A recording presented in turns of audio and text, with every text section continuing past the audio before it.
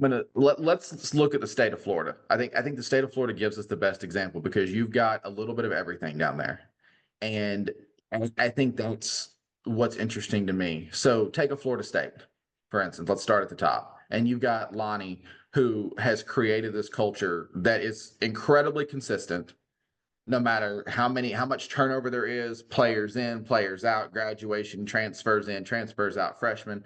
Well, no matter the personnel, even coaching changes, that culture at Florida State stays the same. Mm. And when you hear people talk about transferring into Florida State or graduating from Florida State or whatever, you always hear them talk about the culture. Like they don't say Lonnie, they don't say, Travis, the assistant. They don't say, my former teammate was the pitcher too, so I went there. They just talk about the culture at Florida State. It's ingrained. That's one that stands out to me when I think about that. As I think about, okay, Florida State, the culture piece, just the overall, the feel, the vibe, good years, bad years, great years, terrible years. The culture stays the same, no matter the personnel, all that kind of stuff. Go a little further south, you get to Florida, and when I think of Florida, people always talk about Tim Walton, what it's like playing for him. Like the first conversation I ever had with Amanda Lorenz, like waxed poetic just about how much Tim Walton meant to her, what he had done for her, things like that.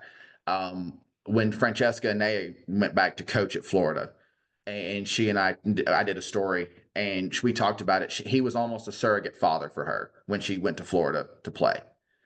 That's the people. Like you're there for the culture. You're there, and there's a good culture and all these different things, but you're there for the people. The people make the difference.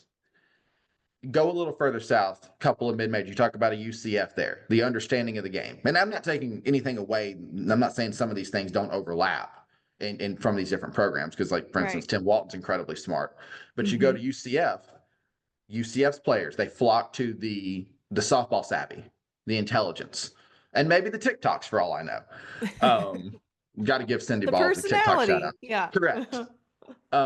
But the intelligence there, the softball IQ is what you hear UCF people talk about. I'll never forget sitting in UCF's press box for a ball game that took like 3.5 hours with so many lineup changes that the press box was even confused. But Mm. you have to have the softball savvy to know how to do that, right? I go to a Florida Gulf Coast where David Deros is retiring after this year, and he pushes his kids. He pushes his kids hard, but they're better for it by the end. So the kids who stick around, who choose to still be there, who choose to get pushed, flock to that. They flock to that style. And you look, Gulf Coast got a couple of championships in there. The man's been there 23 years. He's honestly getting a retirement tour in some of these games they're playing, which I think is always really cool. And then we've even already mentioned FAU, but go down there. Jordan Clark's still brand new to this head coaching thing. Been there. This is what third year, I think.